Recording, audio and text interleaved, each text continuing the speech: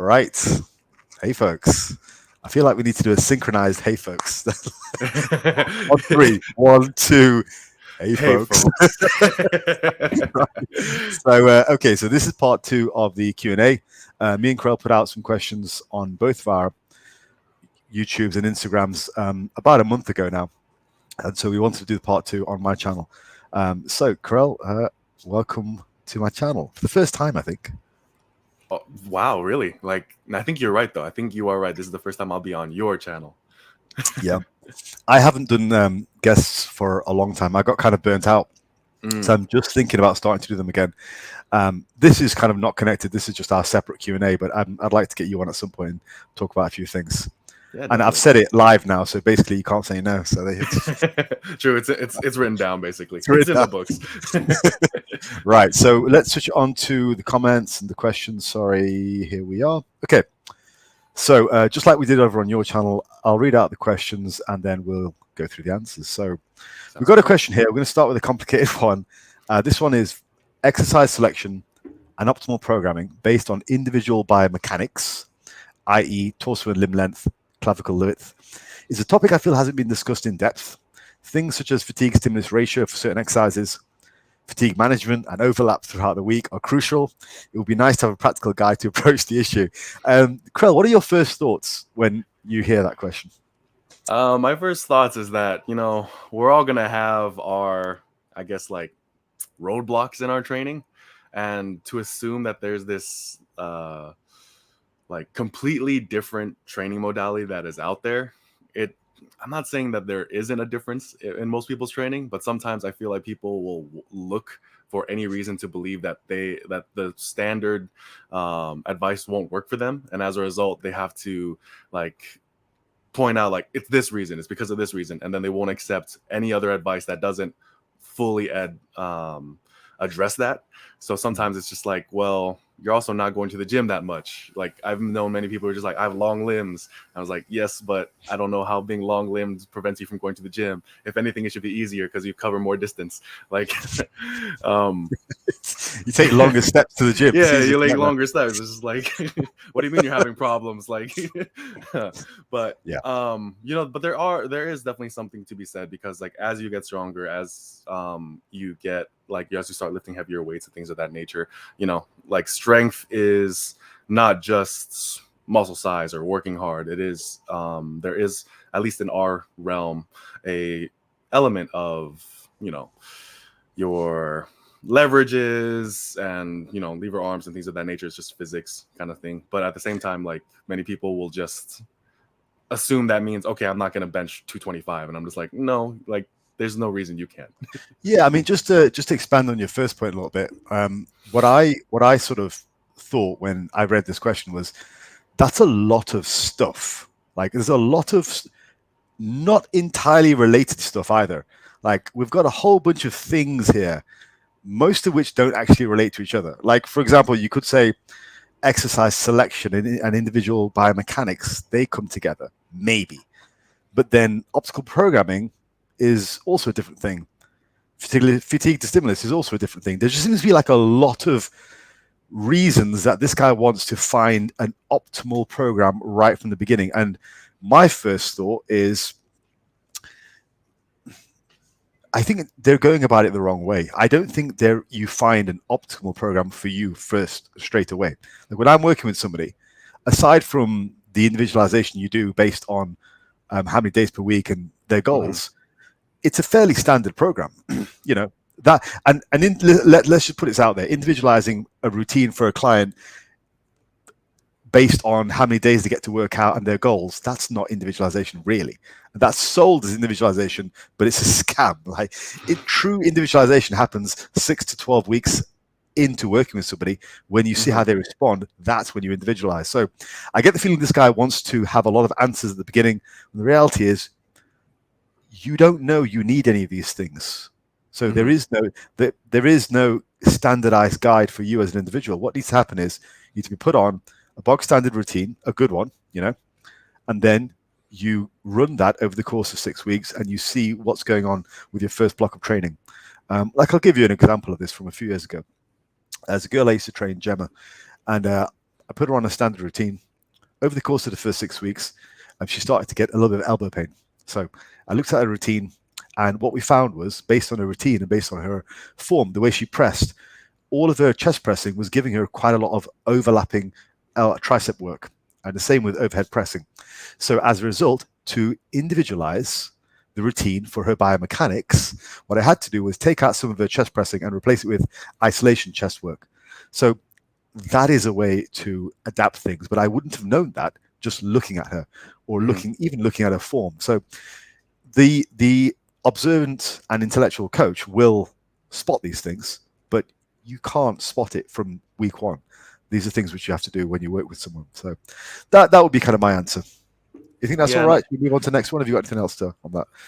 And this is something I just kind of want your thoughts on, which is like, we've talked many times, like in previous videos, like, the idea of like progressive overload anxiety and like anxiety with many training decisions. And something that I just find, I guess, maybe I'm just like been hanging around boomers too much or something like that. But it's something like I do think that there is something to say like these kids just don't want it anymore kind of deal, where it's just like, unless I know my leverages were like or are good for strength, unless I know my genetics are good for size, like it seems that we're trying to find all these like conditions that make us work hard, when rather when I think what most people need to remember is that, you want a thing, like you want something really, really bad. Like, why are you creating more obstacles and limitations in the road of that? Like, you should, like, the things that have worked for so many people, like what is it exactly about you that makes you so different?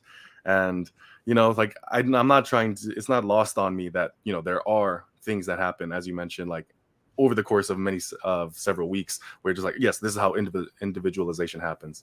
But at the same time, it's like, well, the process humans get bigger is lifting weights. The process humans get stronger is by lifting weights. It's like, it's going to work for you. I think a lot of people kind of like are just somewhat lost on that. Like, it's going to work for you.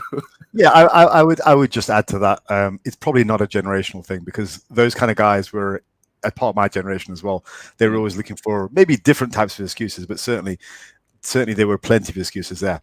But yeah, no, I think that's a fine point. Let's go on to the next question to keep things moving fairly snappy.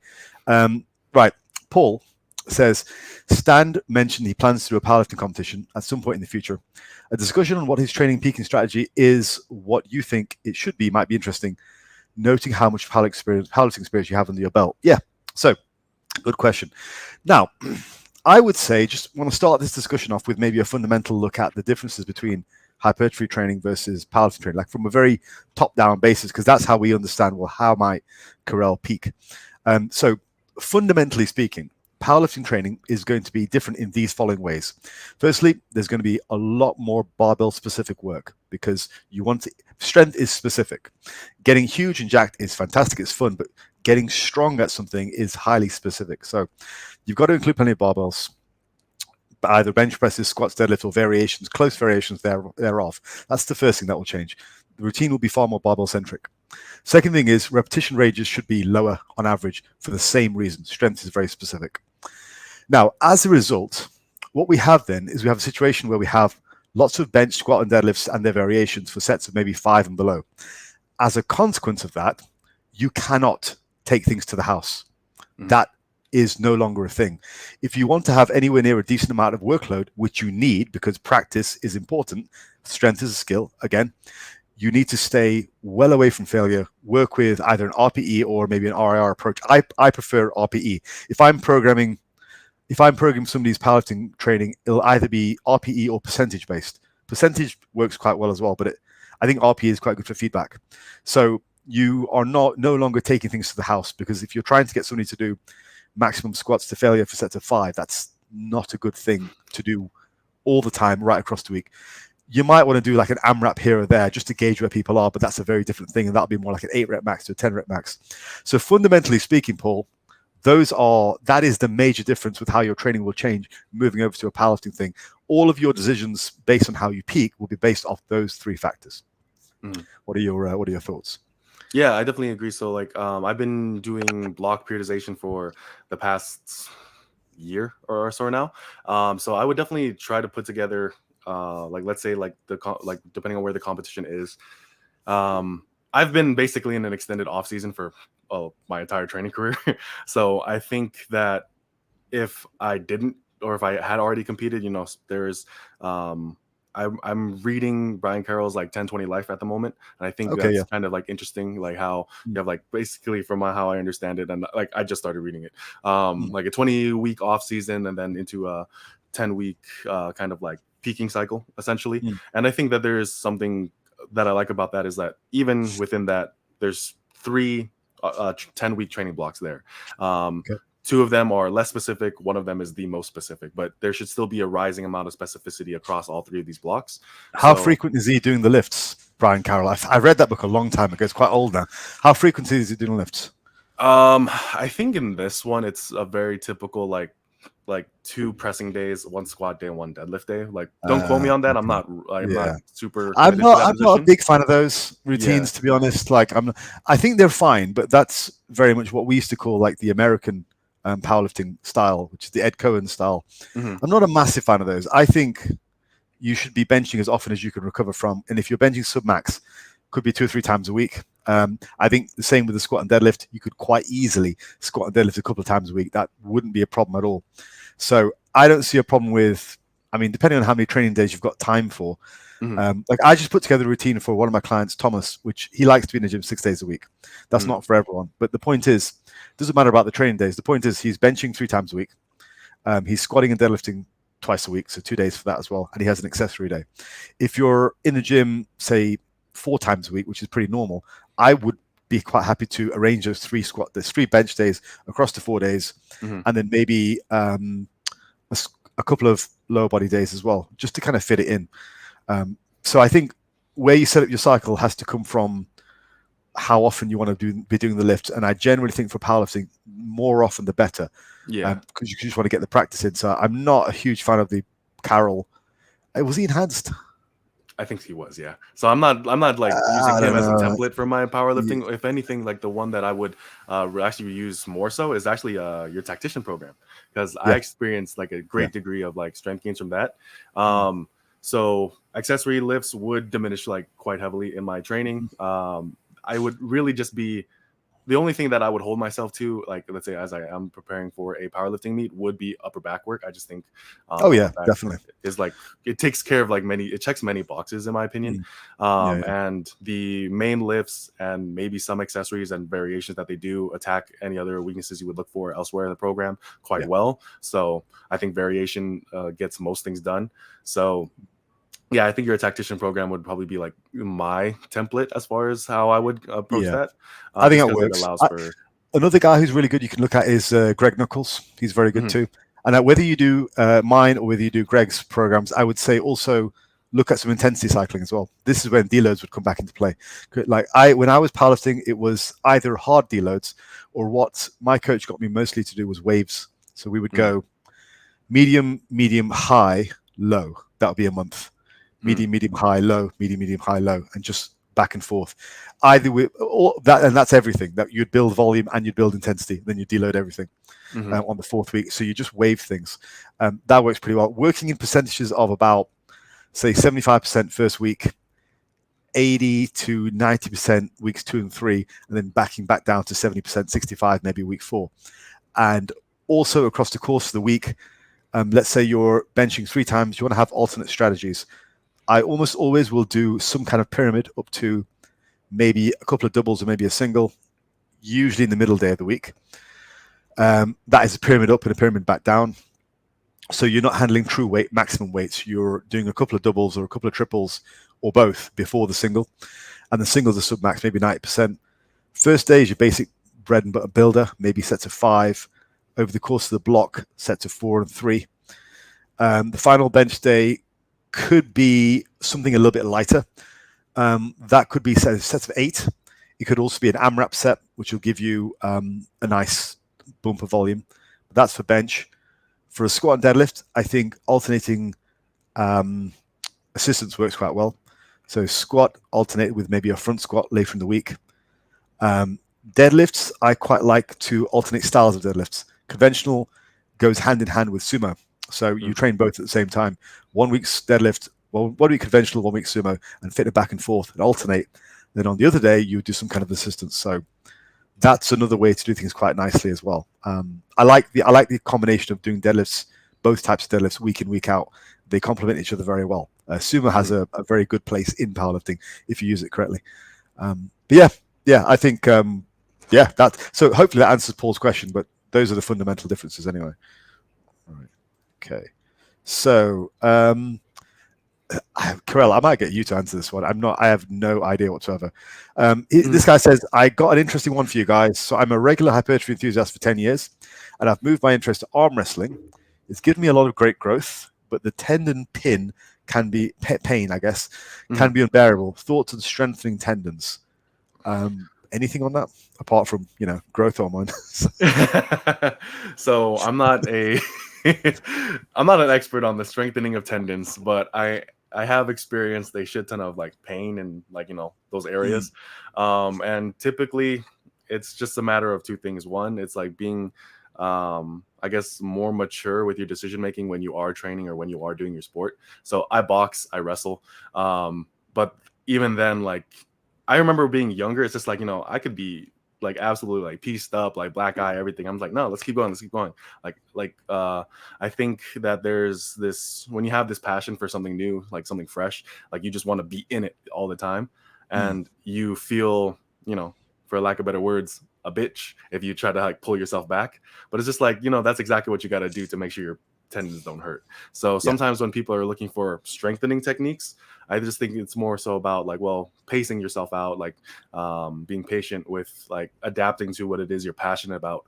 Because when you're passionate about something, you tend to throw yourself out the window first, and for whatever it is you're pursuing. So that would be kind of my recommendation. Like really take stock. Like, are you doing too much for the thing you're liking right now? And the only other thing that I could possibly give, and this is not advice that I'm like, firm, like planted in, is just like, how much isolation work do you do? Like, because there's two things that we can like look at that for.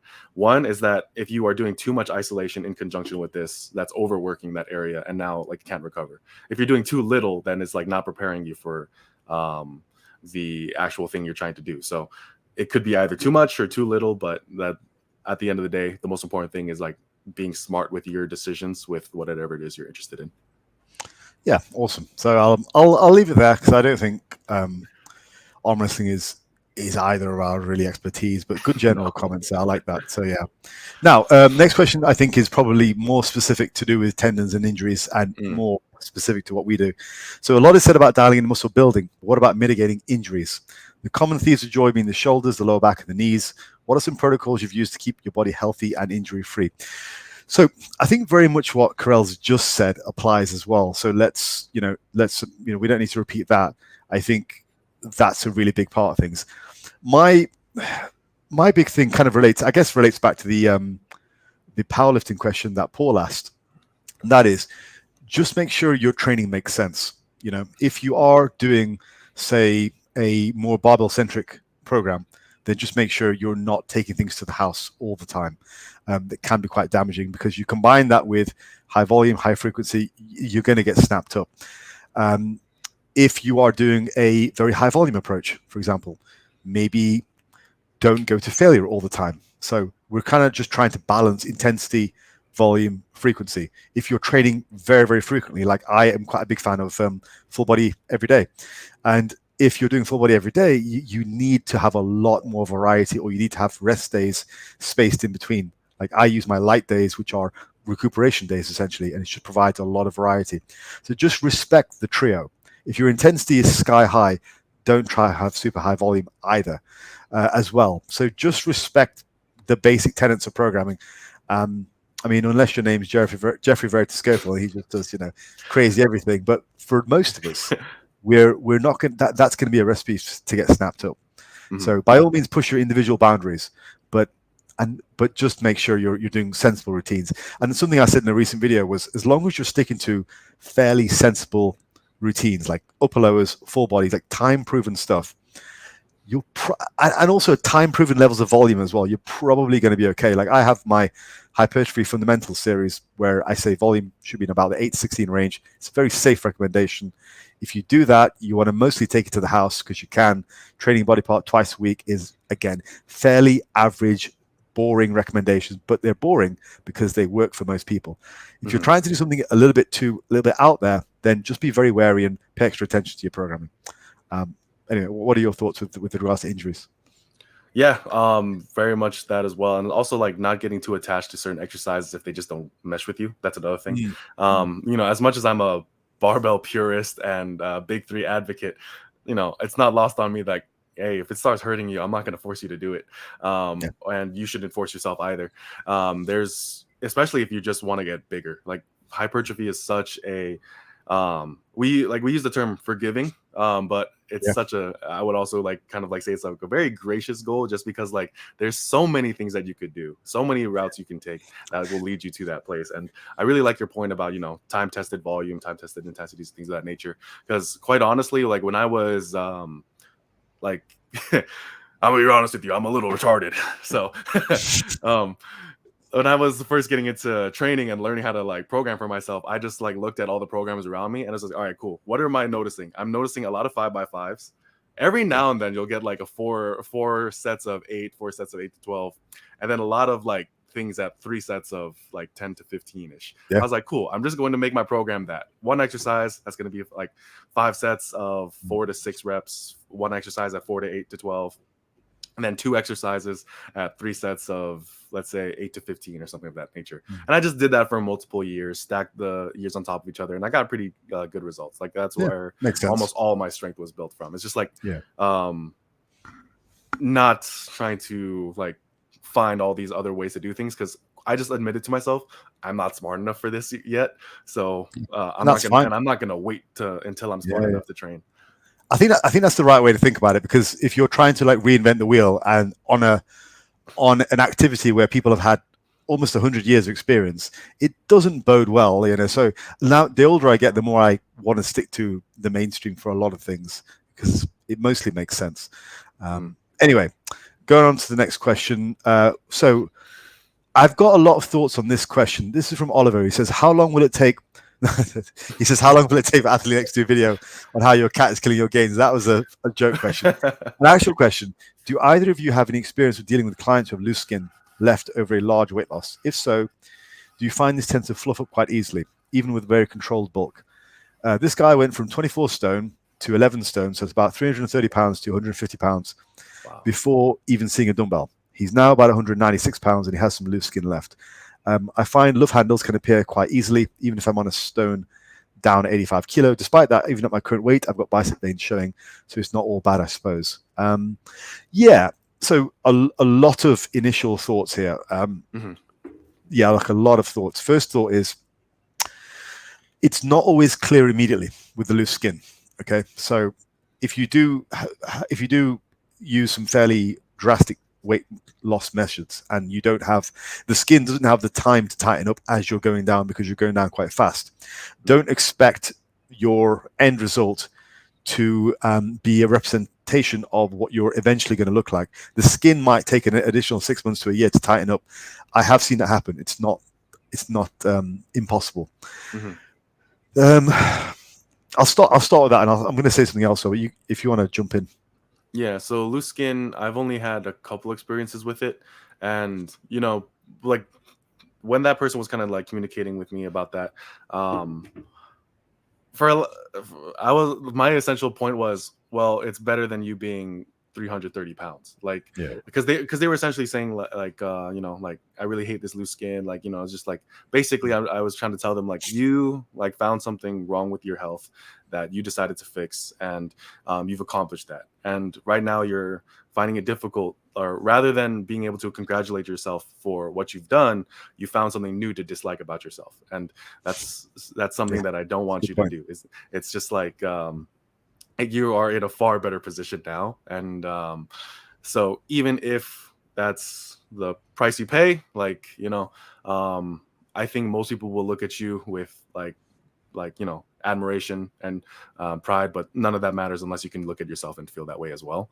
So I think that's the most important thing, because anything else I feel like is just an obsession on your end, where it's just like, you know, it's, if I eat this much, it's filling out this way. It's just like, or things of that nature, where you're just being obsessive over something where you're just like, no, like I was in a really bad place and now I'm in a better one. Yeah, no, I think that's a great point. Yeah. The other thing I was going to say was with regards to the question. Just put it back up here and remind myself what the hell I was talking about. Oh, yeah, that's right. Yeah. So this whole idea of you fluffing up quite easily. So that definitely does happen, but that definitely goes away over time. You get less and less. So I know this because I now walk around at about 81, 82 kilos, like whatever that is in pounds. I think 180 pounds. I used to walk around at about 220 for most of my adult life, and as a kid as well. So as I was initially going down and losing those 40 pounds, if I did sort of have a relapse and go back up in weight, I would pile quite a lot on, and there would be quite a lot of water which would fill up those areas. So it's definitely a thing. And I don't know if this is accurate, but I have a kind of a theory as to why it happens. And I think it's because as you are that heavy, you typically have higher amounts of insulin resistance. And that means higher amounts of insulin in your body, because your cells are not quite as sensitive to the insulin you're producing, so your body has to produce more. So on an average day, you produce more insulin. Your pancreas is working harder. Now, the problem with that is that tends to be quite, it tends to allow you to hold quite a lot of sodium. And so if you have like a bit of an off day, let's say you eat some crap, and your body is much more likely to puff up because you have all that sodium being retained in your system, and so it leads to a lot of water retention alongside the carbs that you might have ate, which lead to a lot of bloating. Nowadays, I don't get that at all. Like I used to get that, and I would come back up maybe 5 pounds. Now, my body weight hardly changes, and it's the first time in my life, probably for the last year, I think, where that's happened. I can go out on a night out, have some pizza, a drink, whatever, and I'm up maybe quarter of a pound the next day. It just doesn't vary very much. I don't hold a lot of water anymore anywhere, either in my face or whatever. So yeah, that I can confidently say that goes down over time. Take it from a guy who was overweight for about 30 years. So even at my age, that will go down. So there is hope, and your skin may well tighten up further. So there is hope. So I would say that the outlook is actually pretty positive. Yeah. Okay. Right. So this was an interesting question. It's quite unique. He says, how much of our own goals can we be willing to sacrifice in order to train with a partner who has similar goals, but not exactly? Should we compromise our training or cut out the training partner and train alone? There's also quite a nice reply from one of the guys who follows my channel, Chairman L. He always says quite intelligent things. He says, or like the final answer as to how to train flexibly on the spot, as in your partner has X type of row and you have Y type of row, or X machine is taken and it would hurt to use Y instead, which I think is mostly similar questions. I think first of all, let's tackle maybe the different goals. I don't think you should kick your training partner to the curb just because you have different goals. Like, obviously, that's a very cold way of looking at things, isn't it? Yeah. Obviously, if you're working out with somebody, then you see value in their presence. Now, if you don't really like them or see value in their presence, then fine, cut them out. But that's a different matter altogether. If you have a training partner, we're going to assume that you vibe well with each other and you encourage each other. I think that's a good thing. If I have a good training partner, I have a good time. Otherwise, I can train just as well on my own. I mostly train on my own, but I like having the occasional partner who I enjoy their company, I respect them, and it works out pretty well. So let's assume it's the former. You have somebody who you like and respect. I don't think it's necessary to change your goals. I think you should come to a compromise, and exercise selection is not that important in the grand scheme of things. I think the type of exercise you do, it's important. Like, don't take barbell squats to failure multiple times a week, but you can do leg presses, you can do hack squats, you can do pendulum squats. If your partner doesn't like pendulum squats for some reason,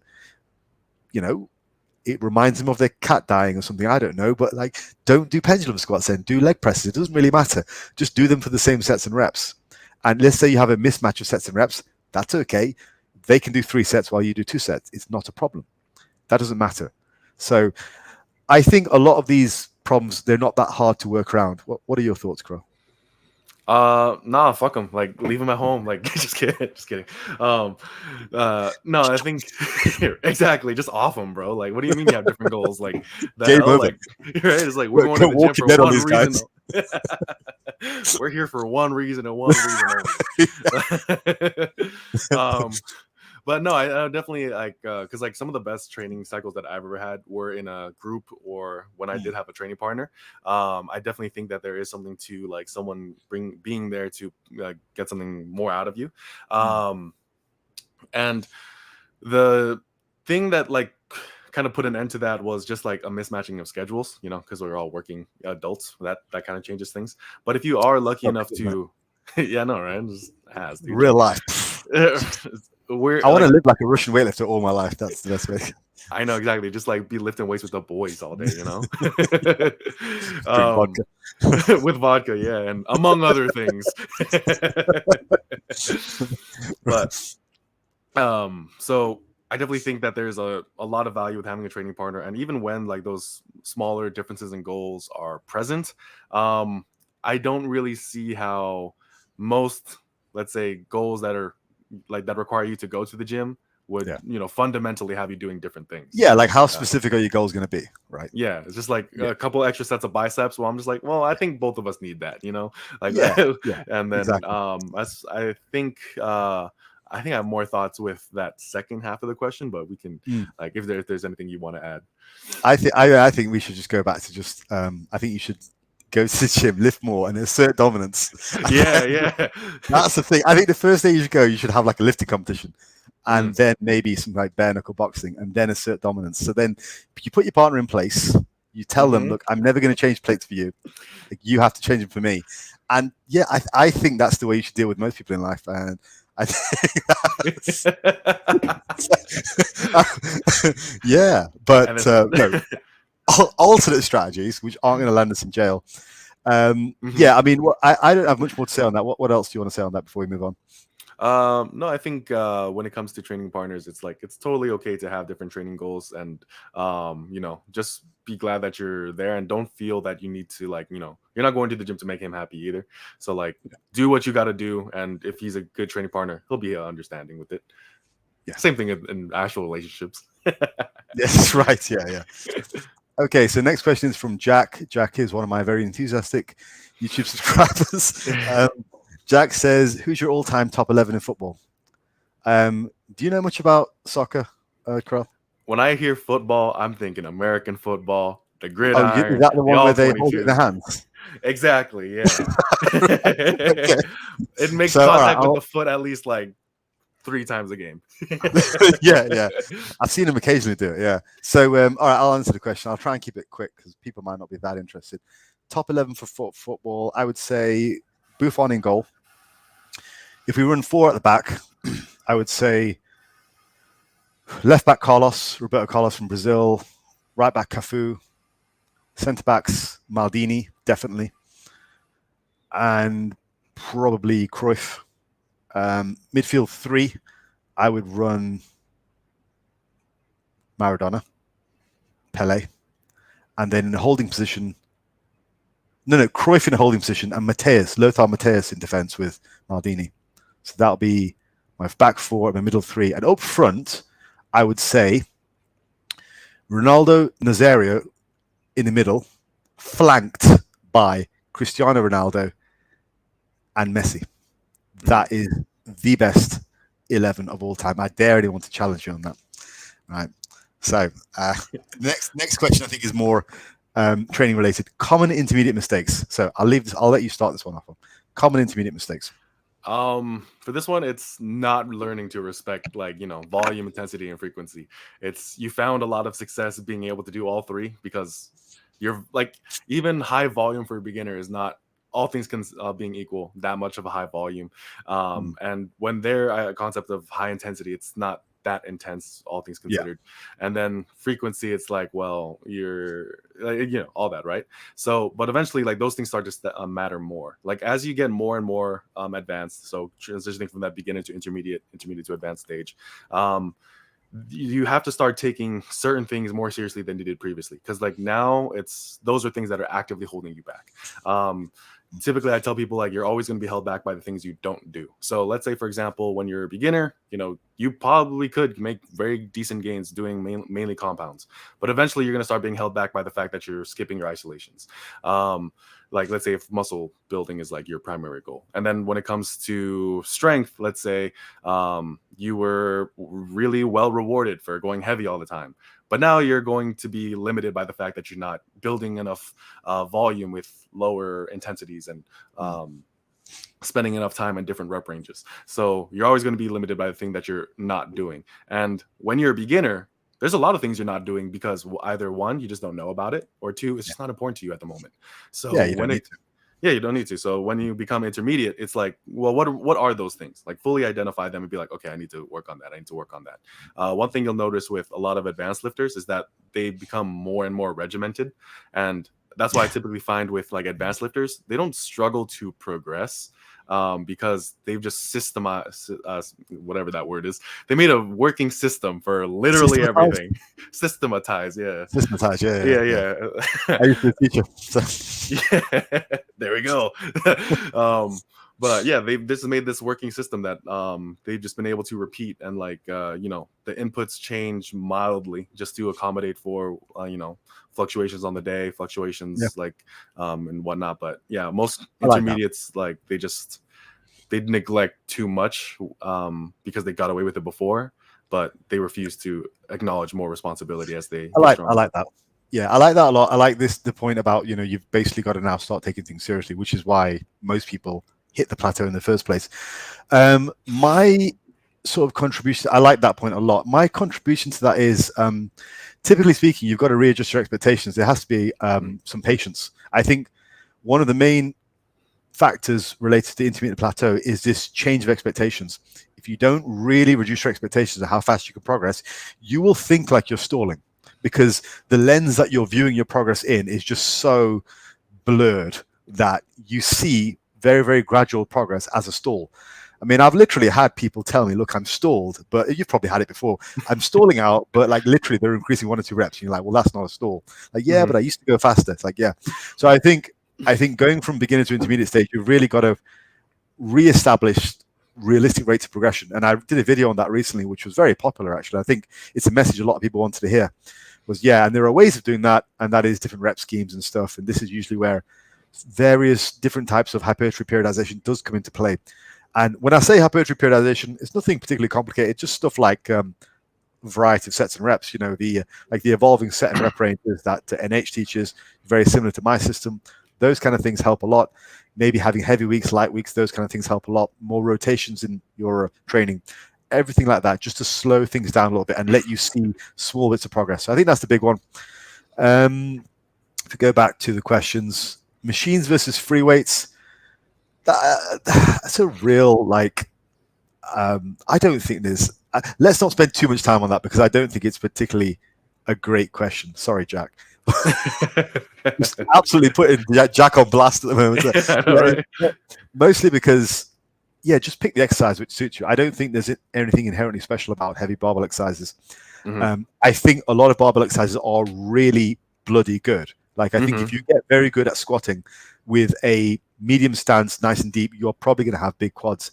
I know that because that's what I did. I started off life as a low bar, wide stance squatter who barely hit parallel. I changed to going high bar, a lot deeper. My quads blew up. So it makes a difference. Deadlifts are great for slapping muscle onto you. So are bench presses. So they're great exercises, but ultimately speaking, you've just got to be able to load over time. I think the great thing about barbells is they're universal, because most people, they change gyms every now and again, every few years. So there's a lack of continuity when it comes to machines. I've changed gyms probably 3 times in the last 5 years. There's a real lack of continuity, whereas the barbell is always the barbell. So if I get better on the barbell, then that can transfer to the next gym. Whereas if I get better at the hammer strength leg press, they might not have that at the next gym. So there's a lack of transference. So barbells have certain advantages for that, but overall, week by week, I don't see much of an advantage. What are your thoughts? No, I'm pretty much in the same boat. One thing I like, as we were talking, I kind of thought of, like, in my own training, I realized I really don't like any isolation exercises with the barbell, quite honestly. Like for example, what about curls? I prefer dumbbells over. Cancel. It's like that's why you have small biceps. We would not be good training partners. Establish dominance straight away. It's like, damn, first he mocked me with the mustache, and now this. I can't take What it about anymore. what about dumbbell extensions, like rolling dumbbells? I love those. Yeah, I love They're the pretty rolling good. dumbbell extensions. I just don't like Oh, because dumbbells you're okay with, not barbells, right? I get you. yeah. It was like I Right. prefer like dumbbells and machines for almost all isolations. I just realized. So Okay. even with like rolling dumbbell extensions, I prefer that over like a skull crusher or something of that nature. Okay. I think I can't really say for sure exactly why that is. I just always found them to feel better. I'm able to get more work done and higher quality work. I just feel like with Do the you bar, do many upright rows? I do upright rows, but I've actually started doing them with on the cable stack. With They're good on the cable. yeah, I like them They're a lot nice. more with the cable. So Mm. I've been doing that quite a bit. Like if ever I had to train without a barbell, it'll be mainly for isolations. Yeah. Okay. That makes sense. All right. Then the next question. I'm not going to answer these seriously. He says, "Why can't I get a girlfriend?" And then he says, "Why is Jadakiss as hard as it gets? Why is the industry designed to keep the artists in debt?" For those of you who recognize the lines, that is from a famous rap song back in the day. Right. So next question is from our boy, my boy, your boy, Basement Bodybuilding. Optimal number of cats per household and optimal cat names. So I will say optimal number of cats per household is 2, because that's how many I have. I have a cat. My wife's got a cat. And names, my cat is called Diesel. Can you guess where that name is from? Diesel. Remember, I'm British. I'm a bodybuilder. What's that one car show? No. That is a nickname. It's Dorian Yates' nickname. Oh, really? So, yeah, my cat's full name is actually Dorian Diesel Yates, but Diesel for short. Funnily enough, actually, when I first got him, I was told, because I got him as a baby, right? Like we're 6 months old. I was told that he was a girl, like a female. And so I named her Dorian Diesel Yates, obviously, because, I wanted a cat, whatever it was going to be called. Because I wanted a rescue cat, right? So it was good. She, whatever it was going to be called, Dorian Yates anyway. But then what happened was when I took her to the vet for the first time, just to kind of do the checks and do all the jabs and everything, they were like, she's a dude. So I was like, hey, I got a boy. That explains that thing in her legs. Like, So then it all made sense, and the name fit as well. But yeah, that's the origin story of Diesel. And so those are that's what my cat's called anyway. And my wife's cat is called Callie for some reason. I think it's she's a very angry ginger cat. So yes, there you go. Have you ever had cats? No, I've had several friends who have them, and like I do want one in the future. Right now I have a dog named Benny. He's a border collie. He's too damn smart, and he likes to slam open doors. Awesome. Very cool. I like it. Yeah, good. Right. Next question from George. He says, once you hit a plateau after program hopping to solve said plateau, where do you start programming wise? Right. I'm likely an intermediate, but I don't have the knowledge or logs to know where I should be. George, I think your entire premise is wrong here. You don't program hop to solve a plateau. As long as you are on a reasonable routine, you're not program hopping to solve a plateau. Plateaus are generally not caused by your routines, unless your routine is completely like out there. If it solves the basic criteria of weekly volume being 8 to 16 range, intensity being pretty high, either to failure or to the house, or close to, while being safe, frequency maybe a couple of times a week, you're not going to go far wrong. So I would say your problem either was, one, you weren't even stalled, and this relates to what Karel and I were saying just now. You were probably looking for faster progress than you thought, or secondly, something else was majorly wrong. It is likely not your routine, as long as your routine isn't absolutely stupid. Like I had somebody message me the other day, and he wanted to know why he was getting elbow tendonitis, and he wrote down his routine, and he was doing his interpretation of a torso limb split. So he was doing chest, back, and delts on one day with loads of overhead pressing, loads of chest pressing, and then doing legs and arms, including tricep extensions on the next day. And he was doing that 4 days a week, and he was wondering why his elbows were hurting.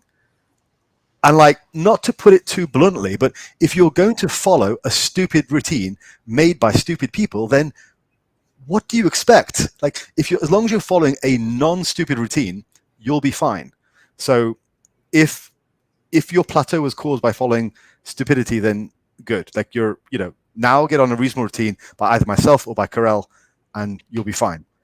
If you have a plateau, it's not because it's probably not going to be because of the routine. In that case, it'll be because either you need to slow down progression and understand progression happens slower.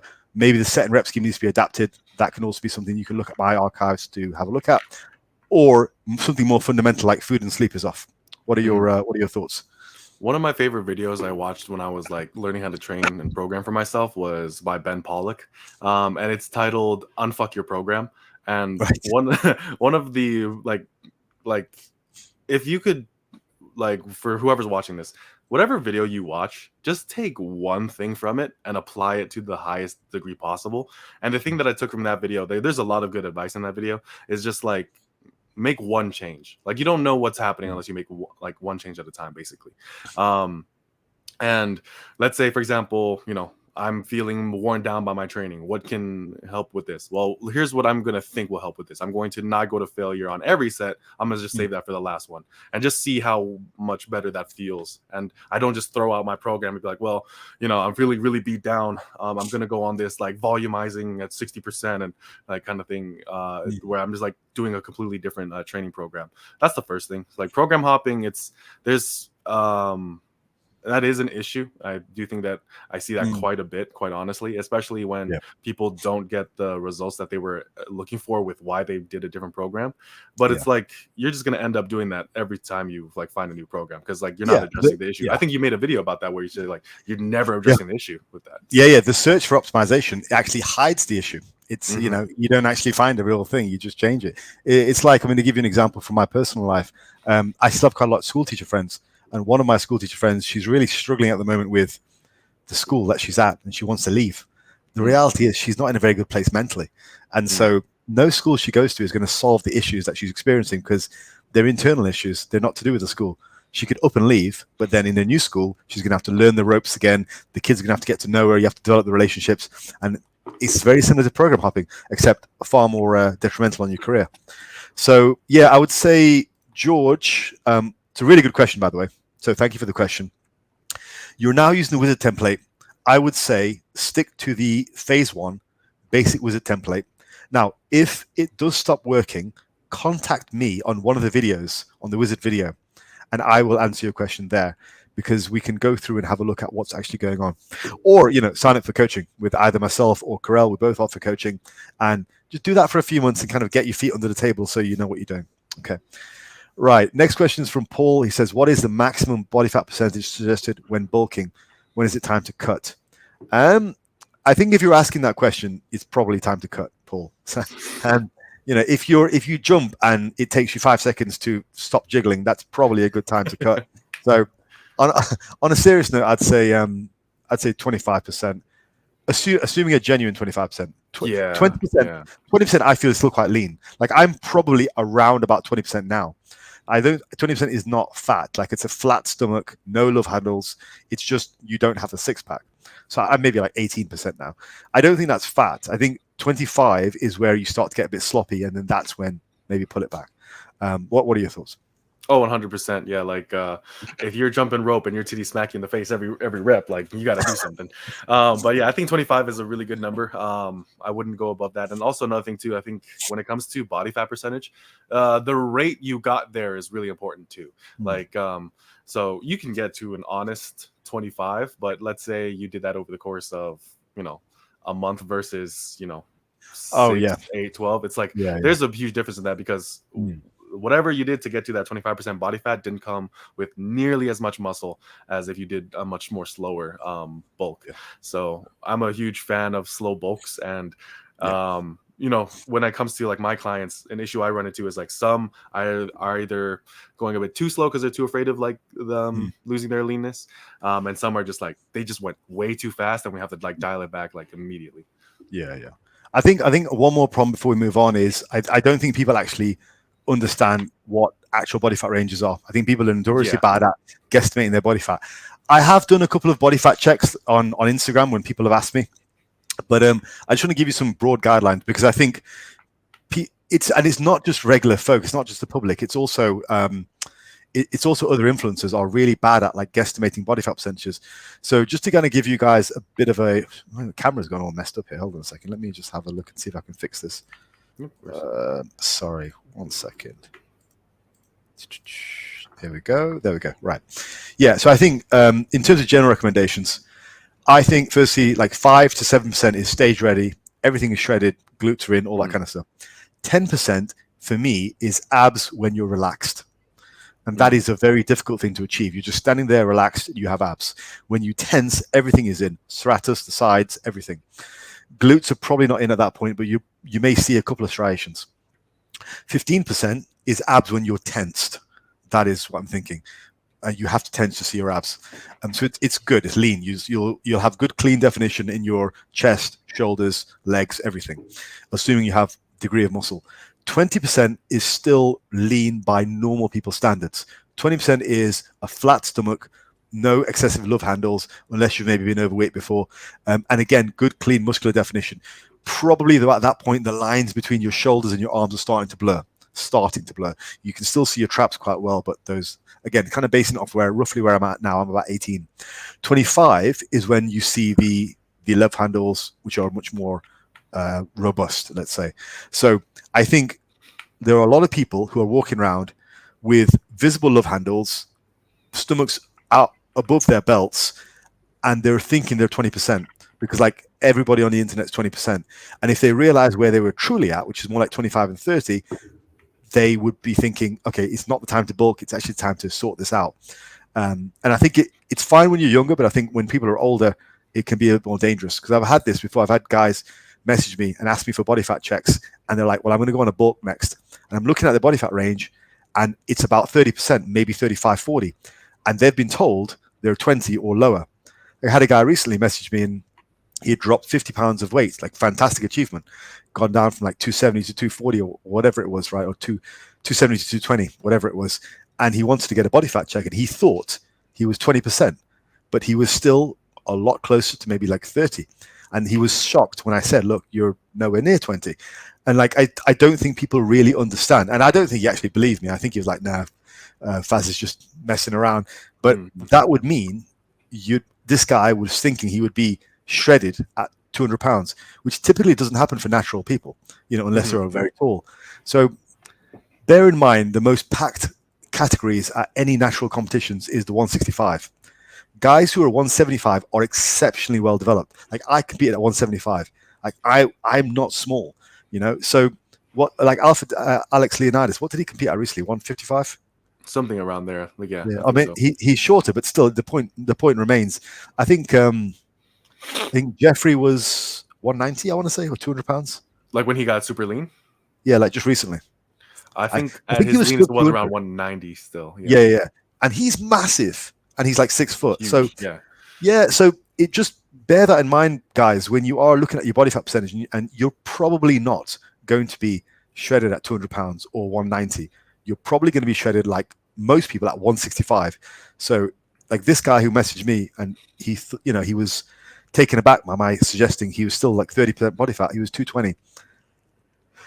There's just this lack of connection with reality where I think a lot of these guys, because they've held their body up so long. So just to bear that in mind, because I think that's what will determine the answer to, yes, this question about when to cut. All right, next one. This is from Jake. What does weight training look like for the older guy, 40 plus, and what program fits best? Also, how many rest days should be taken? Chairman L, who's one of my subscribers, followed up with, he's always had good comments. He said, I do remember one of the Q&A where the gist of the 40 plus was just to focus strictly on hypertrophy, and it might not be super worthwhile to get into powerlifting or power building. I think Dr. Mike has a video on age and training, and it's nothing super revolutionary. Most of the warm-up don't max out like a teenage stuff. Yeah.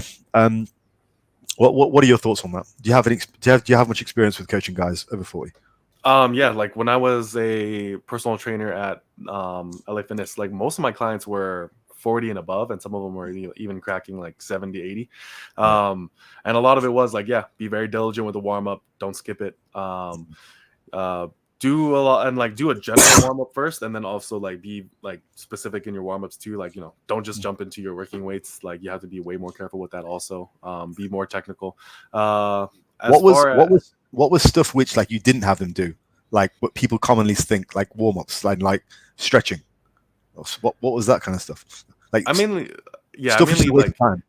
yeah, I didn't do like any like stretching, mobility stuff or Mm. anything of that nature. I'm just like, no, just get blood flow in the area, make it move, essentially, because like a lot of the problems they were facing is just like, well, you haven't been moving it for the past couple of years, so Yeah. like Yeah. just like forcing you to stretch it is just like, I'm not gonna like take a cold rubber band and just like stretch it as far as possible. It's like, What no, about I'm like making foam rolling?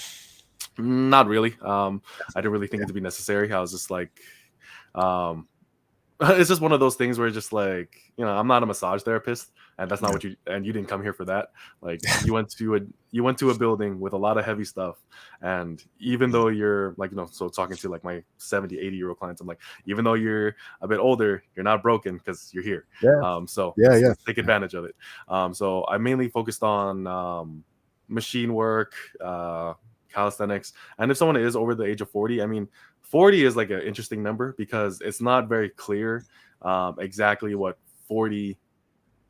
So I'll explain what this means. It's not very clear what 40 means for everyone, right? There's some Yeah. 40-year-olds who are like 60-year-olds with their bodies, where there's Mhm. other 40-year-olds where I'm just like, damn, dude, I thought you're like 25, 30. Like, so there's a lot of factors when it comes to being a guy over 40. It's not as if, like, for example, like you're almost there, right? You're like 30 something. Dude, I'm 42. All right, Straight up on the other side of 40s. So see, like, you're already like, it's not like when you hit 40, it's just like you just broke down, like the tires were done. Like, But by the way, yeah. can I just say I love you for thinking that I'm in my 30s. Appreciate that. Yeah, it's the made my mustache. weekend. But yeah, it's just like, it's not like your body just broke down, things stopped working at that point. It's because you built up a habit. Yeah. No, I agree. No, basically a lot of the same thoughts. I think, to be honest, my thoughts were summed up by Chairman Al. And everything that Karel said has been very relevant. I also wanted to just tease out from you some of the more common things that people think they should be doing, which are just nonsense, like stretching beforehand, foam rolling. I don't think a lot of that is particularly well proven. There are a lot of very esoteric things which you can do, which might have a percentage of improvement, but I think if you're not doing the fundamental basics, don't really bother with all that stuff. So exactly. I think at 40, it's an interesting age because typically speaking, you've got more money to spend, you're more financially free, and also time is ticking. So it's a perfect psychological mix to think like death is at your door. Yes. Let's switch on Andrew Huberman. Let's get all the shortcuts. And that's who he basically speaks to. It's like older guys who are stuck for time with a bit of money. That's who he speaks to. But the reality is just do the basics first before we get onto anything else. Right. So hopefully that answers the question, Jake. Now, next question. This is from Barbell Bryce. Bryce is a regular to the channel. And he says, conventional deadlifts, benefits, downsides for size, strength, performance, and non-competitive utility. Is it good to include some form or another along with RDLs, good mornings, waist programming, straight sets, EMOM singles and doubles, etc., etc.? Okay. I made a video about this recently. So I'll give you my summary and let's see if you agree with it or any parts you disagree. Go ahead in. I said I quite like deadlifts for beginners. I think they're good. I think initially we don't want to neglect the fundamental fact that we can load heavier when it comes to deadlifts, squats, bench presses. I think it's a little bit too early to be going into more specific variations like RDLs, stiff legs, close grip benches, and various different types of squats, like front squats and things. I think the beginner stage, if you're working up to maybe a plate or 2 plates on the squat and deadlift, just stick to the basic lifts. Don't try and emphasize anything too funky just yet. So I think there's a lot of use. Now, in terms of what I see, by the time somebody gets to about the 3 to 3.5 plates, maybe 4 plates for reps on the deadlift, recovery time and also preparation time tends to get a bit too much because they're basically really getting themselves up to do this set. Now, that's fine if you're doing a minimalistic volume, and a lot of these guys who really like the deadlifts and refuse to get rid of them are either weak or they only bench press a couple of plates, or they're very minimalistic, trainers. So they do maybe 1 or 2 sets, on their, and they don't have a lot of workload to get through. Typically speaking, when I'm setting a hypertrophy program, there's going to be a reasonable amount of volume for both hamstrings, quads, calves, abs on a lower day. So lower day is pretty packed. Now, in that situation, it's not practical to spend 20 minutes warming up for a max all-out set of deadlifts or multiple, sets of 5 and stuff. So at that point, when somebody's usually in about that range, that's when I'll say, let's look at some variations. Let's do some RDLs, some stiff leg deadlifts, some deficit stiff leg deadlifts. And sometimes it might come earlier as well. It really depends on the person. But yeah, at a certain point, it's not that the lift is too hard or that you're a wuss. These are all, when people make these arguments, I tend to warn people against them and just apply 30 seconds of critical thinking to the guy who's ranting and shouting at you, telling you you're a pussy. Just apply some small bit of critical thinking with at least 2 brain cells, and that will help you realize that that's just an emotional argument. It means nothing. So the reality is you have a finite amount of time in the gym to get your warm-ups done and work hard on sets to do an appropriate amount of volume, assuming you actually want to train for hypertrophy, which is to do a reasonable amount of volume. So it's not a case of just it being too hard. Like, it's a case of finding a reasonable exercise where you can put in a good amount of volume which you need to grow, or do the minimalistic thing and get a big deadlift. Fantastic, congratulations. But it's probably not going to work for growth. It's probably worked great for diabetes, but that's not what we're all aiming for. That's not my goal, but if it is your goal, then that's your prime of your life, then by all means. But I think people should get working. Yeah, I pretty much agree with everything you said.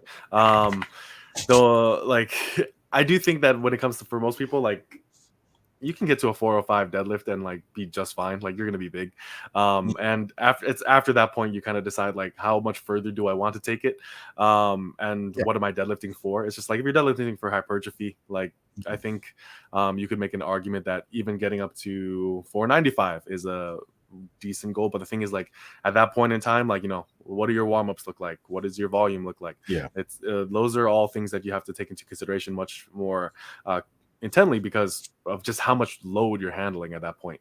Giggity. And then with regards to, like, basic lifts and things of that nature, something I do tell people is, like, I want to be strong, but I also want to be really big. And typically what I ask is, like, well, how strong do you want to be? And then I'll just and usually it falls well within, you could get that purely training like a bodybuilder, because let's not forget, like, a lot of bodybuilders were extremely strong, like natural ones. So I think that's another thing. It's just a matter of, like, finding that out. That's a really good point. I think if the other thing that tends to happen is it can get quite potentially injurious, because if you're lifting weights in the 3.5 to 4 plate range for deadlifts for, say, sets of like 5 to 8, and you're being told to push it right to the house, straight to failure or close to failure, maybe one before, it's actually quite dangerous. Like, if you want to get an actual bigger deadlift, there are safer ways to do that.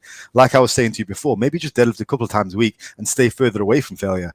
That way you get more tonnage in, more workload. It'll probably build more muscle as well, but you're doing it in a safer way. So when it's just, there are reasons why, if you want to get a good deadlift, train like a powerlifter. If you want to get big, jacked and strong, train like a bodybuilder. There's a reason that there's been this natural selection over the last 100 years. So rather than try and say to yourself, well, I'm going to carry on with deadlifts no matter hell or high water, and I'm going to carry on doing sets of 5 to 8 to failure, you're going to get snapped up, bro. It's like, it's a connective tissue issue. So that's what I would say, Bryce. Hopefully that kind of answered your question for both of us. I'll move on to the next one. Robin says, how to become an online coach? What should be the minimum training experience, gadgety skills? Okay, Robin, I'll say this. I'm not a big believer. I'll pose a question. Karel, when was the last time you had a coaching problem when you were an online coach, okay, and you thought to yourself, the solution to this coaching problem is in my textbooks of the things that I learned as a PT, right? Like, because the main stumbling block is getting leads if you're an online coach. That's the thing. Like, most people are far more interested in the technicalities and the qualifications of coaching and coaching, and all the gory, geeky details that you and I would absolutely get erect over, right? But most people who we coach don't need those details. They need accountability, they need good programming, and they need consistency. So what I put out there right from the beginning, the thing that's going to hold you back as an online coach with the type of clientele that we mostly work with is not going to be your qualifications. Absolutely not. I've never missed qualifications at all, and I have no intention of getting any. In fact, I've actually helped quite a few PTs around here pass their level 4 PT qualifications, even though I've not done it myself, because the stuff in it is so easy. It doesn't mean anything. Really, if you're trying to be an online coach, you need a consistent way of getting leads. That's the first thing, because without leads coming in, it doesn't matter what you know, because it's never going to get out there. The most successful coaches are the ones who are active, they're in the process, and they're learning on the job, because that's what helps them to get better. They have experience. You can be the most book-read person, and it's not going to help you on the gym floor when it comes to helping people. So your biggest stumbling block, we need to get out of this way of thinking. The biggest stumbling block is not your book sense when it comes to coaching. It is your ability to get leads and market yourself. Well, I say market yourself, whatever way you use to get leads. So that's the first thing. What are your thoughts with the original sort of question? So when it comes to being an online coach, like getting leads is like really important, of course. And one thing I'd recommend is like, like everyone recommends like training a couple people for free. Because I think like mathematically, we're like what, 6 separations away from everyone on Earth, something like that. Like if you like some type of number, right? But I'm not going to cross check that. Let's just go with it. So. Yeah. So if you like train a couple people for free, give them such a great experience, like you know, word of mouth is like going to be one of the best ways that you actually put yourself out there. Like obviously we have our YouTube channel, so that could be an option as well. Because sometimes the thing is like, don't get into the trap of thinking you need to stand out. Standing out will more than often put you in opposition of what will actually help people. And it's the thing is like, if you look at many of like the good coaches, like they typically have an overwhelmingly similar message. It's just more so like how they convey that message, the personality behind it. That's what people are buying. That's what people are like wanting to. People buy coaches. They don't buy coaching.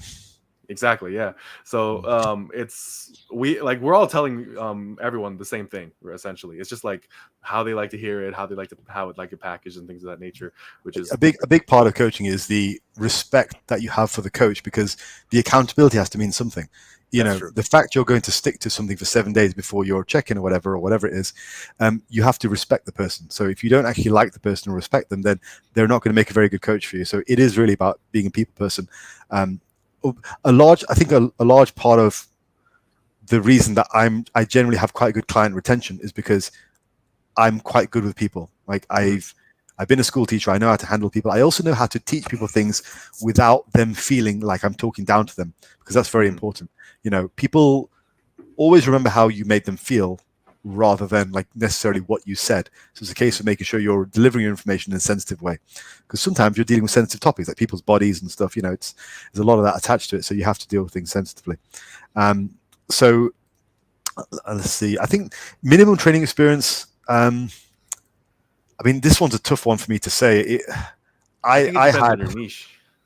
Yeah, I think it depends on your niche. I had 15 years of competitive experience before I coached anyone, but that's not like a brag. It's kind of a brag, but just being honest. But not everyone's going to have that, and it's okay if people don't have that. It's fine. Again, I think it's much sitting more at about a company 0.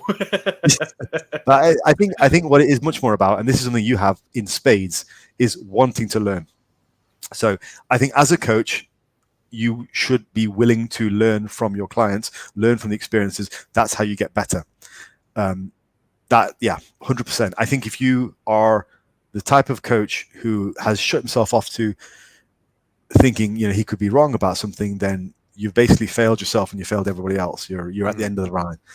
Anyway, next question. We will go for Paladin Dance. He says, which YouTube channels are you guys sub to? I'll rattle off a few. I think we probably have quite a lot in common. Yeah. I'm sub to a lot, right? But I don't regularly listen to many people. Yeah. Yeah. Probably for a couple of reasons. Like I don't necessarily, when I'm looking at stuff on YouTube, more than often I'm looking at stuff which interests me in terms of my other interests.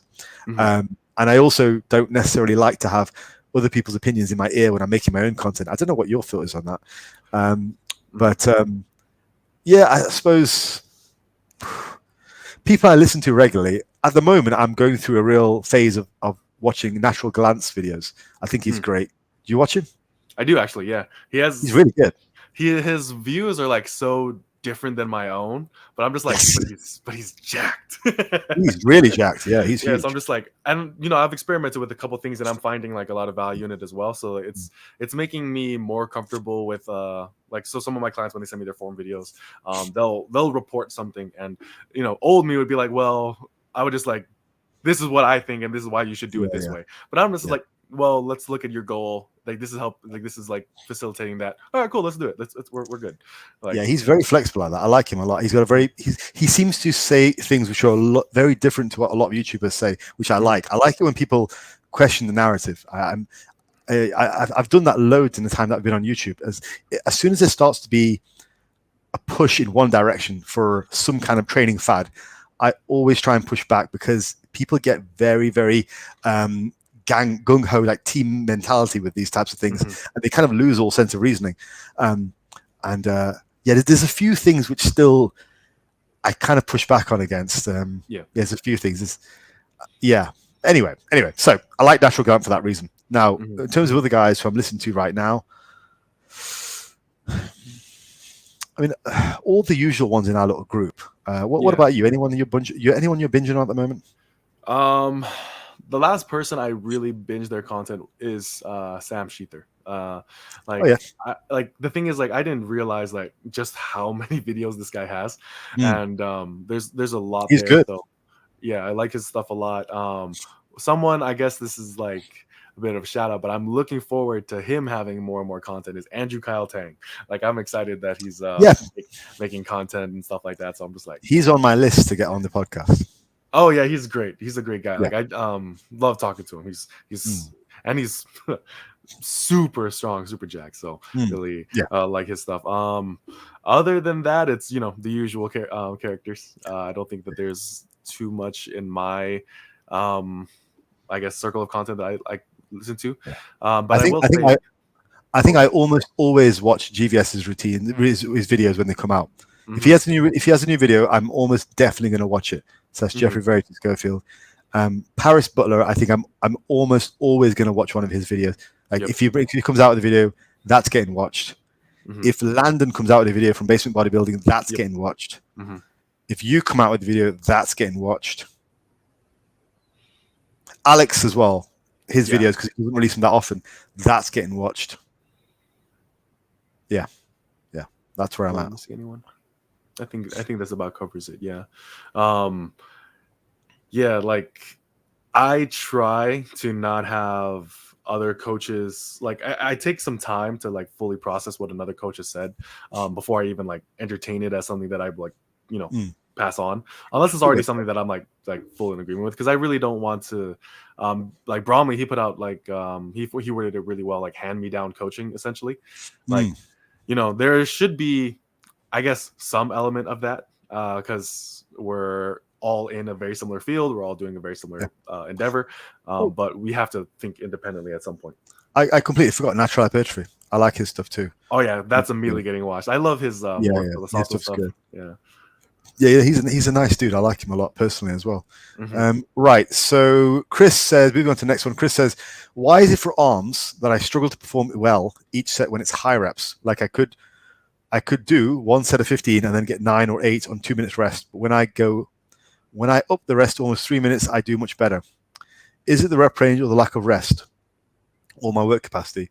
Well, it's a bit of everything, but high reps, this might come as a surprise to a lot of people, but high reps are inherently more fatiguing. You're going to lose more reps. If you take a set of 15 to the house, you're going to drop more reps because it's inherently more tiring. It's more of a smaller increment on the way to failure. Whereas like a set of 5 or 6, it's still a chunk away from failure. So so this is also one of the reasons why you don't need to take low rep sets to failure, because all of your muscle fibers are on at that point. The sheer loading is doing what you need, which is to stimulate and probably tire out the muscle fibers. Whereas for a set of 15, you need to take it right to the house. And in doing so, because you can and you should, you get a lot more rep drop off, particularly if you're only resting 2 minutes. So could you recover a bit faster if your cardiovascular condition was better? Yeah, of course. But if you're going to give yourself a 15 rep set to the house with the 2-minute rest, your reps are going to drop just the way it is. Mm-hmm. Yeah, fully in agreement. Like, I don't think, like, let's say for example, arm training, I personally don't find it like useful to rest 3 minutes, even if I get more Yeah. reps, because I would just rather do more sets. Like in that same amount of time, like I could have just done more work. Like whether that be a cluster set, a drop set, just regular straight sets. Like I think when it comes to isolation training, because at that point it's, for me at least, I've done a couple different things with my isolation training. Now I'm putting isolation in the middle of my workout rather than at the very end, or at least one isolation exercise, not all of them, but for the same body part. It depends on the training day. So for example, like I really want to grow my arms, my biceps. So after my primary press, my primary pull, I do abs and I do biceps, and then I do my accessories. Okay. Okay. It's just to make sure that it gets done, and it gets done when I have more energy, and it also provides me a little bit of a break. Do you ever recommend like sets across, as in like say 12, 12, 12 with the first couple of sets sandbagged a little bit? Do you ever do that? Or do you like RARs and like train to failure, whatever? When it comes to isolations, it's very much just train to failure. Like if for me, like this is how I go about it, and this is probably like it's good I'm telling you, because this is probably why my biceps are lagging. I initially think to myself, like, I'm gonna get to the number first, and then I'm gonna clean it up. Like I know, like I kind of take a reverse approach when it comes to bodybuilding rather than like strength training, where strength training is just like quality always, quantity second. When it comes to bodybuilding, I'm just like get the damn rep, like really push yourself, like really work hard for it, and then like look back at it, say like, well, this is not really up to my standard, let's improve that, and then I kind of take that to be my reason for progression. But at the same time, it's like my own the weight thing. I just like don't shy away from like shit form on isolation exercises, like that's the thing. But I don't tolerate that at all on compounds and like stuff like that. So that's kind of how I approach like isolations now. The reason I was asking was I quite like the set and rep scheme of, say, just doing 12, 12, 12, or even 4 sets of 12 or 4 sets of 10, even if that means you're sandbagging the first couple of sets. I don't mind that, because I think for certain people, it helps to build tonnage when you're training away from failure. I've just found people who are maybe a little bit more injurious, or certain areas which are more injurious, it works just as well, just to get the tonnage across. It seems to not make a difference if you're, say, 4 or 5 RAR the first set, maybe 4 RAR the next set, 3 RAR the next set, and eventually going towards failure. That actually still seems to be a very good way of doing things, and even more so if you're following a high volume approach. So if you're doing on the upper end of volume, like 16 to 20 sets per body part per week or more, that actually works out really well, because you just get that sheer repetition. It seems to work really well. So I was just interested if you had experience in that. I quite like it. I think it's a good way to go. I think that's how I did it before. One comment I'll make before we move on, if that's okay. Like when I say like just get the damn rep, I'm also not saying, I'm 100% not saying like just do whatever to do it, right? Like, it's still the muscle, like because like whatever it takes, goddammit. Because my point with this is that when I watch my clients' form videos, and when I watch my own videos sometimes too, I just find myself like I quit too early, and there's still a lot that the muscle can do if you're just willing to push through it. And like the amount of breakdown that occurs should still be very minimal, but it shouldn't. But it, like, just saying that it should be 0 is like, well, on some exercises, like, no, allow it to happen a little bit, but really make sure that what's actually lifting the weight is still that muscle. Like if I look at a rep and I'm like, well, my shoulder did that rep, it's like, okay, cool, I fucked up. But it's just like, well, I literally grinded for like 10-15 seconds through a tricep extension, or literally like just like forced my way through a curl, like, but this is all bicep. That's what I mean by that. Yeah. Okay. Cool. Right. I'm going to move on to the next one. This is quite a big question, so let's keep it fairly brief. Joe says, how to program a full body split. First thing is, Joe, go and buy my ebook, The Wizard. I've literally written what is now almost a 40-page book on how to program a full body split. So it's not something that we're going to necessarily be able to explain to you in a video, but just some broad overriding principles, assuming you're not a beginner. Okay, because if you're a beginner, just run the same thing 3 times a week. Assuming you're not a beginner, I would say if you're training with because what we're talking about is training with a higher frequency, right? That's the variable we're really pushing here. If you want to train with a higher frequency, you've got to introduce quite a lot of variety across the days. Now, how you do that is entirely up to you. The way that I promote is to use heavy days, light days, medium days, and those days are differentiated by the exercise selection, as in heavier exercises on heavier days, lighter isolation exercises on lighter days. Okay. Also, it's influenced by the repetition ranges. So lower repetitions on heavier days, higher repetitions on lighter days, and middle in between. Also, changing rest periods. This is a more controversial one, but it is what it is. There is a different effect and more variety while utilizing short rest periods of, say, a minute or so on your lighter days and longer rest periods of 3 minutes or so on your heavier days. A lot of people think that's a little bit too precise, but again, if you are flirting with the limits of frequency, then you have to apply some critical thinking. And again, applying 2 brain cells to think about something is not the devil, people. So don't get caught up with the whole, like, keep it simple, like, just, all right, settle down. It's okay to add a bit of complexity if it's warranted. So those are the ways that I use from a top-down perspective of applying variety across the week. But what do you think? How would you do it? Oh yeah, same thing. I would recommend your ebook because that was a huge help. And like I appreciate that you have 2 ebooks that are full body splits, like your Wizard, and then of course your Tactician is also another full body one. So now you have one that's more size oriented, one that's more strength oriented. When it comes to full body training, I'm also a huge fan of Andy Baker's work, like his heavy, light, medium. Oh, Andy Baker, yeah, he's good. Yeah, I like his stuff as well. He does it quite differently. He's more like Texas method, right? It is very Texas method. Yeah, definitely. But I still find like the principles that it adheres to is still very viable. And then Dr. Casey Butt, you introduced you introduced him to me. Like I was not aware of his stuff before then. And then like I've been kind of toying around with this term that I just like canonical training splits. Like for me, that's like full body, upper, lower, push, pull, legs. I think that if you are doing one of those 3, if someone comes to me, because I always ask, what was your training split beforehand? If they come to me and say like, oh, I did one of those, I was like, all right, cool. Like we can make some small modifications, cater it to you much more easily. But if someone comes to me with like, oh, I'm doing a torso limb, I'm doing a upper, lower, push, pull, leg, I'm just like, sometimes I'm just thinking to myself like, okay, this person thinks that they need more complexity than is actually necessary.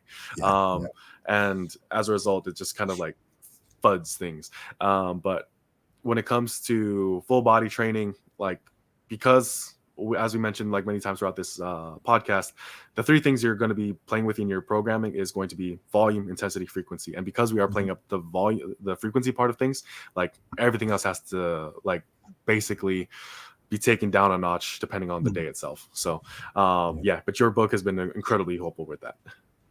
Awesome. Yeah, fantastic. Right, that was the last question, so that is everyone's questions answered.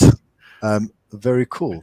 Now we kept it under 2 hours because I ramble a lot. yeah, we kept it in 2 hours. So awesome. Right. So since you are the first guest on my podcast, on my YouTube channel, maybe ever, I think. No, really? No, not ever, because I did have a couple of interviews. Thank you very much for being on. Appreciate you being on. And I won't do your sign off for you, but if you'd like to let the people know where to find you, Karel is also a very accomplished coach. He is an in-person PT. He also does online coaching, and I'm sure he'll be able to take you on if you asked. So, Karel, if you want to just let people know like what you do and where to find you. All right. So my name is Karels King, standstrength.com. You can find me at standstrength on YouTube and on Instagram. I do general strength training and hypertrophy coaching. I also do like some strength and conditioning for like other sports clients, mainly combat sport athletes. So MMA, boxing, wrestling. I coach that as well in person, and I do like specific like coaching for that as well online. So that is who I am, what I do, and I'm a huge believer that any person can accomplish like whatever it is they set their mind to, so long as they start where they stand. That is the message behind my channel. It's why my channel name is Stand Strength, is because life gets tough, life gets difficult, but the thing is like you only have one starting point and you can go anywhere with that, but you have to start where you stand.